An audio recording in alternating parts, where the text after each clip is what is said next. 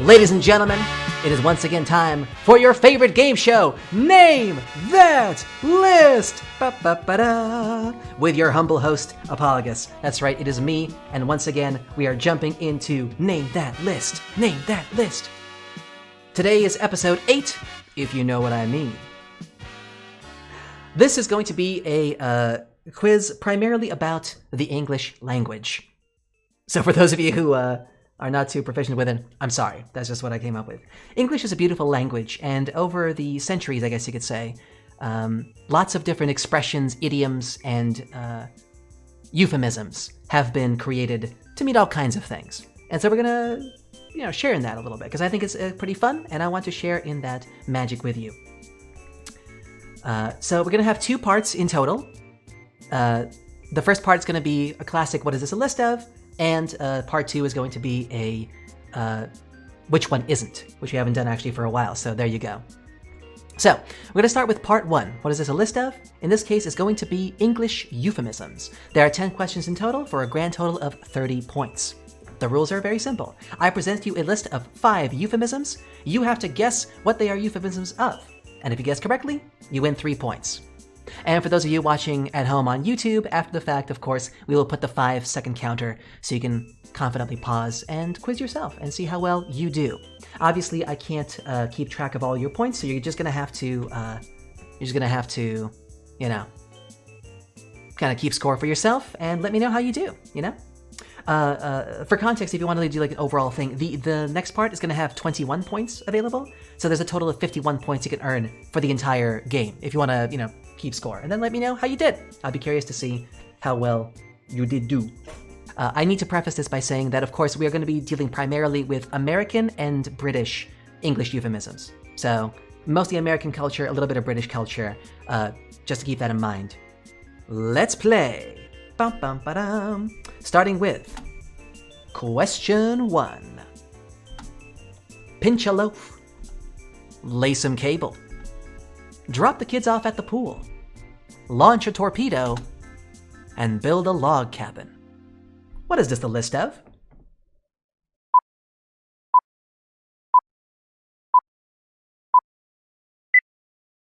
Congratulations to everyone who got it in chat. You are absolutely correct. These are all euphemisms for defecation, i.e., dropping a deuce, or shitting, as they say in the business. I'm gonna go pinch a loaf now. There you go. So, put it this way: this can be sort of for all of you non-native English speakers. This could be like a nice little learning experience to expand your vocabulary and sound a bit more, American. Question 2. Beating the bishop, spanking the monkey, milking the snake, pulling the handbrake, and of course, choking the chicken. What is this a list of?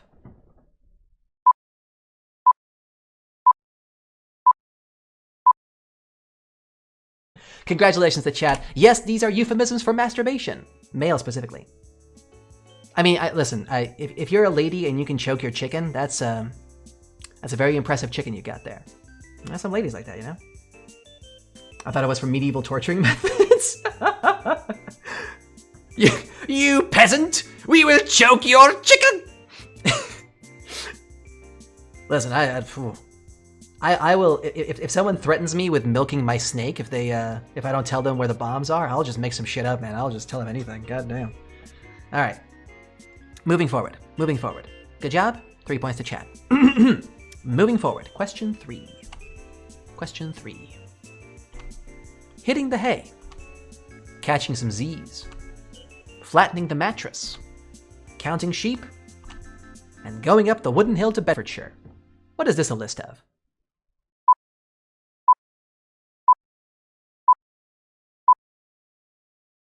Yep, you got it. These are euphemisms for sleep. Yeah. The going up the wooden hill to Bedfordshire, that one actually I just looked up online. Apparently it comes from a nursery rhyme for British kids in the 1930s. It would be sort of like indicative of like going upstairs to bed, apparently. There's like an old nursery rhyme from back in the day. Yeah. I never heard that one myself, but it's legit, apparently. Yeah. Question 4. Flicking your bean. Putting on a puppet show. downstairs DJ, finger painting, and visiting your safety deposit box. What is this a list of?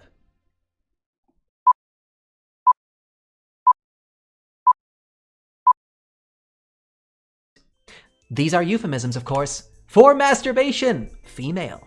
Yes, we have to represent the fairer sex. Personally, I find that the female ones are just more creative, honestly. Visiting your safety deposit box. This is just good. This is good. This is good. Flicking your bean. Oh, classic. I love it. Oh, man. Anyway, question 5. Bumpin' uglies, rolling in the hay, knocking boots, the horizontal tango, and of course, knowing someone in the biblical sense. What is this a list of?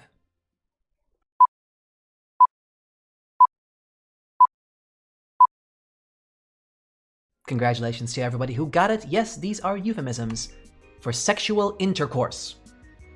I win! Indeed. When normal questions? What's not normal? These are natural parts of life. What are you talking about? These are normal, natural functions.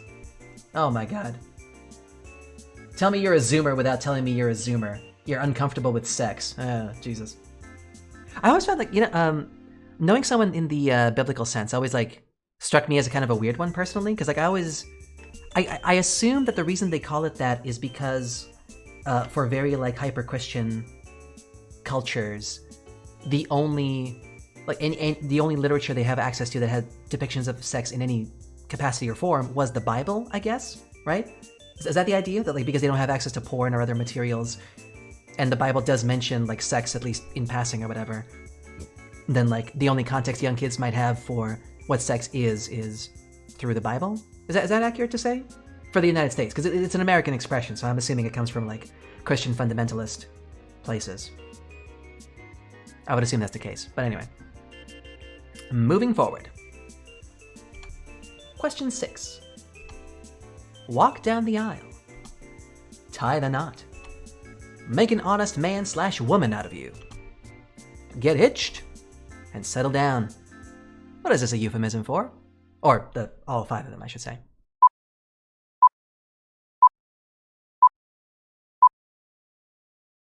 It's all about getting married. That's right. Betrothal. Divorce. You know, it's funny. I tried looking up divorce. I couldn't find that many euphemisms for it, sadly. Yeah. Question 7. Question 7. Having a bun in the oven. Eating for 2. Getting knocked up. Harboring a fugitive. And expecting. What is this a list of?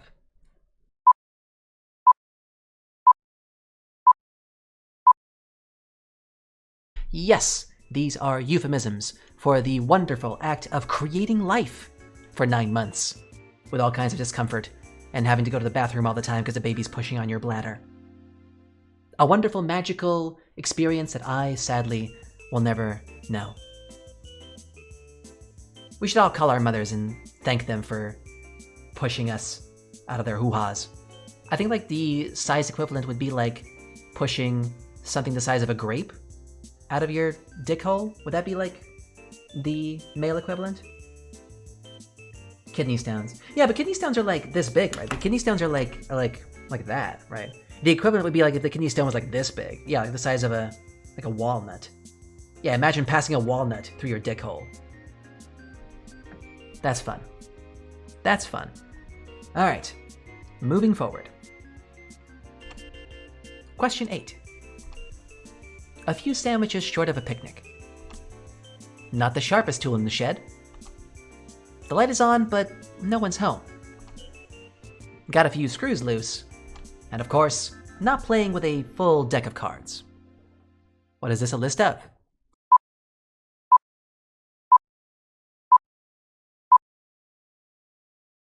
Yes, congratulations. I think it's pretty obvious there. It's euphemisms for being an idiot. I ain't the sharpest tool in the shed. She was looking kinda dumb. Yeah. You know what I'm saying. All right, 2 more questions. Let's go. Question 9. Close, but no cigar. Back to square one. Your goose is cooked. Going tits up. And you're dead in the water. What is this a list of?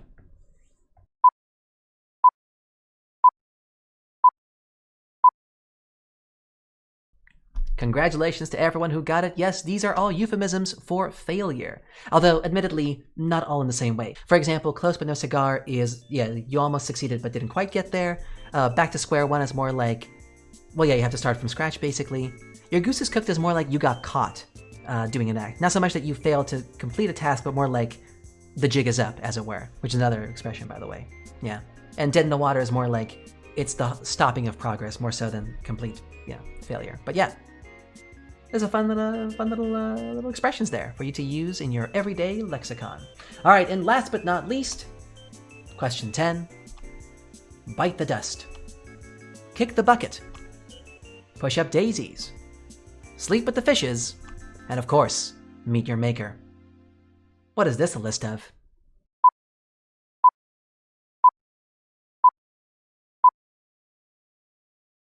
That's right, it's the thing that we all know and love, dying.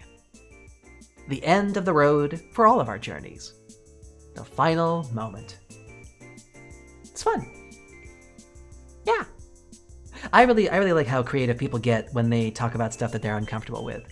And actually, I think it's like very telling that the majority of the ones that we've had in this list have been mostly about things that people find uncomfortable and therefore need to create flowery language to reference. I also find it really funny that, like, in the pursuit of making this list, I kind of like accidentally made up an entire sort of lifetime, right? So if you look at like the list from start to finish, first you're born and you're a little baby, so you can't really control your bowels, so you poop in your diapers. Then once you get a little older, as you're a teenager, you start discovering your body and playing with yourself. At some point you'll take a nap because all that jerking off is gonna drain your energy. The girls, of course, are going to be doing their own thing on the side, discovering their bodies in an intimate sort of way.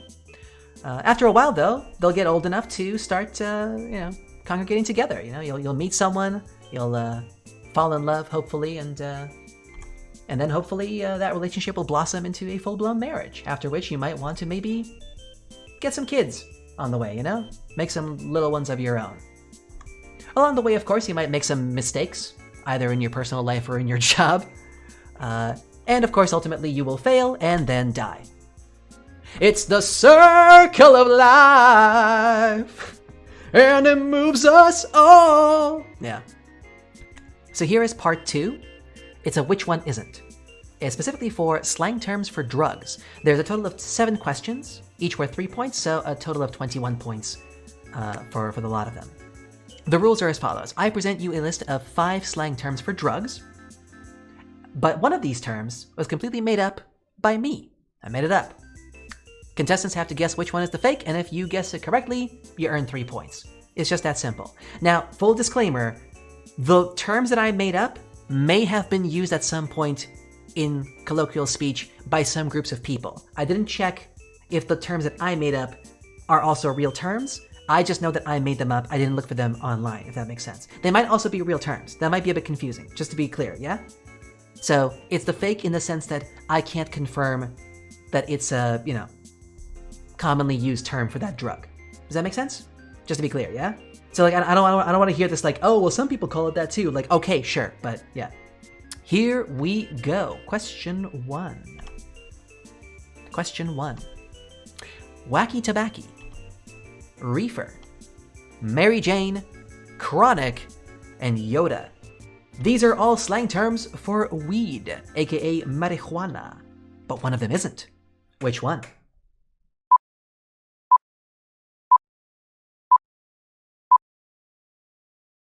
Yes, AJ gets it correct. Congratulations to everyone who guessed number 5. It is in fact 5, Yoda. I just made it up. But it kind of makes sense though, doesn't it? Because like he's already, small and green and kind of wrinkly.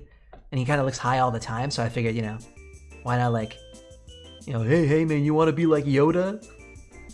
Be a bit more like Yoda, do you want? Like this makes sense to me. Wait, did number 1 change? Oh, it did. I'm so sorry. Oh, I'm sorry. I changed the name. Yeah. You're right. I'm sorry. I fucked up. Sorry. Shit. You're right. Okay. Let me fix that real quick. Fuck. I just thought that pot wasn't very inventive, so I changed it. I apologize. Technical difficulties. Beg your pardon. Yes. Oops. A little behind the scenes magic there. Nice catch though, OJ. Nice. Yeah, sorry. Anyway, so 3 points to AJ. Good job. Moving on. Question 2.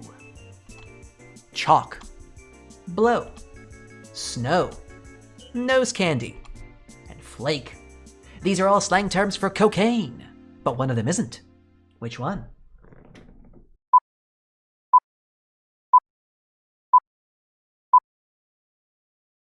All right, the points go to Bezos and AJ Trigger. Yes, that is correct. Congratulations to the winners. It's true, chalk is not a euphemism for cocaine. I just made it up. But it sounds plausible as well. I would not be surprised if that was, at some point, used as like a thing. Moving forward. Question 3. Crank. Crystal. Science. Glass. And ice. These are all slang terms for meth, but one of them isn't. Which one?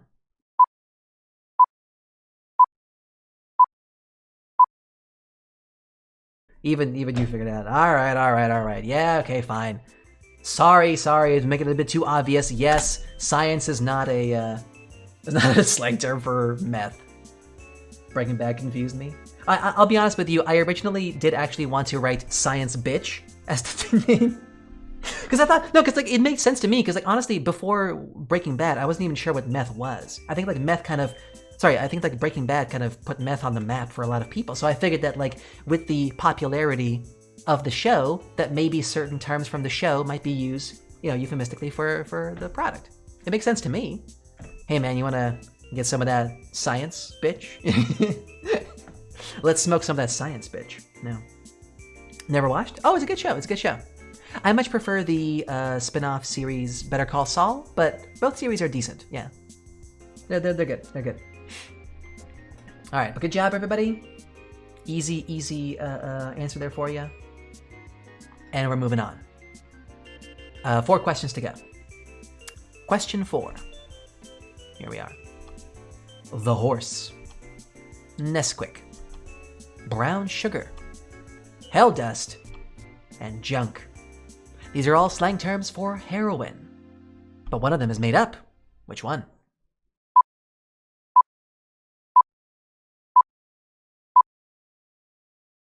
Congratulations to everyone who said number 2. Nesquik is not.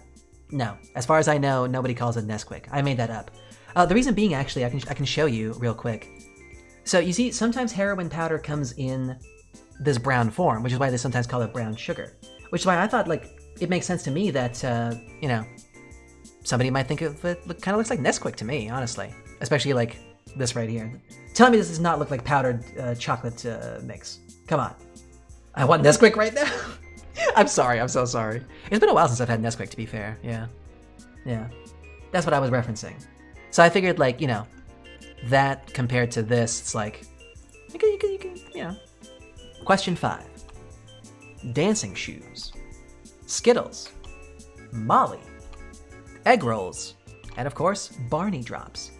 These are all slang terms for MDMA, but one of them isn't. Which one?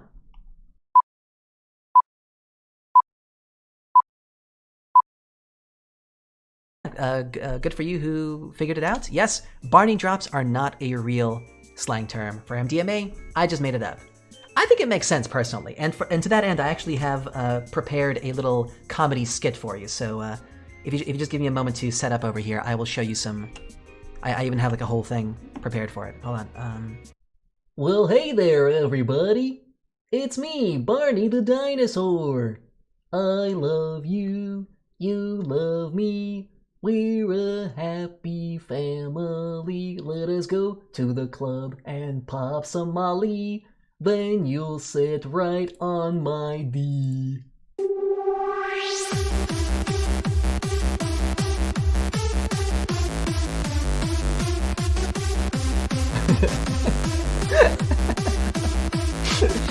There we go.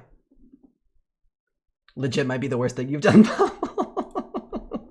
Question 6. 2 more questions to go. Question 6. Yellow sunshine. The yellow brick road. Golden dragon. Blotter. And yin yang. These are all slang terms for LSD. But one of them isn't. But which one? Lucy in the sky with diamonds. For those of you who picked 2, you are correct. I just made it up, the yellow brick road. I just straight up made it up. I figured that, like, because I was thinking, like, for how to make my made up name sound very, like, similar. And I know that, like, the majority of terminology for LSD came through the 60s and 70s. And I figured what was popular at that time for young people? And I figured Wizard of Oz, you know, and it's kind of relevant. And so, yeah, yellow brick road. Makes sense. For those who might be curious, blotter is a reference to blotter paper. So here, let me show you.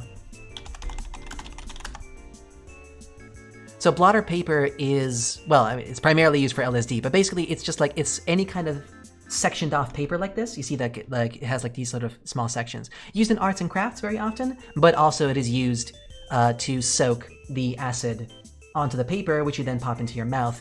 And it's just very convenient that, like, you can, you know, pop into small enough sections that you can, as they say, microdose. But yeah. So that's why they call it blotter, because it's named after the paper that is primarily used as a vehicle for the intoxication. Yeah, so a little fun fact there for you. This is fun. This is... God damn. LSD culture must be just a hoot. An absolute hoot. All right, moving forward. Last question. Here we go. Dragon's breath. Murderate. Great bear. The wizard. And of course, Tango and Cash. These are all slang terms for fentanyl, the new kid on the block. But one of them isn't. Which one?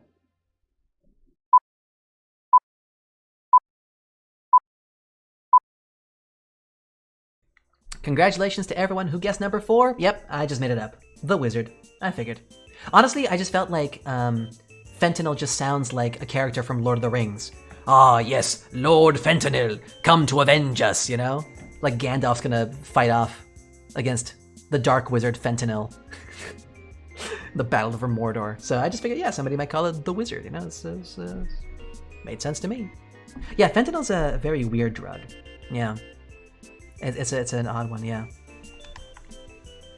I'm not even sure, actually, what is fentanyl? Let's find out. Fentanyl. Like, what even is it, though? It's a potent synthetic opioid drug approved by the Food and Drug Administration for use as an analgesic. Ah, I see. Okay, so it's like a highly concentrated opioid. Okay, gotcha. Yeah, so it's like heroin, basically, yeah. It is approximately 100 times more potent than morphine and 50 times more potent than heroin as an analgesic. Well, there you go. Prescription drugs. The new kid on the block, the new menace to society. I should have called it like the Floyd or something. Got real political with that one, but I don't know. Didn't quite get there. It's fine. It's cool. But yeah. That's pretty much it for the game there. Thank you very much for playing. I hope you scored well, and I hope you learned something a little about the wonderful English language that I use every day, and maybe so do you as well. You know, it's important to expand your vocabulary, to make sure that the things you say sound cool every time you say them. Because, you know, if you say the same thing over and over again, people get kind of bored. But yeah, a little insight into American/British culture. And that's it. Hello, YouTube. Hi, Mom. Yeah. Hi, I'm on YouTube. Yeah. But thank you very much for playing, everybody. And thank you very much for watching, being a part of this. If you enjoy this content, of course, I'd love it if you liked and subscribed, and stick around for the next time we will play Name That List! Like and subscribe. The good stuff, yeah. Make sure to like and subscribe. Yeah, see, even my chat tells you to like and subscribe. Yeah, exactly. Yeah, there it is.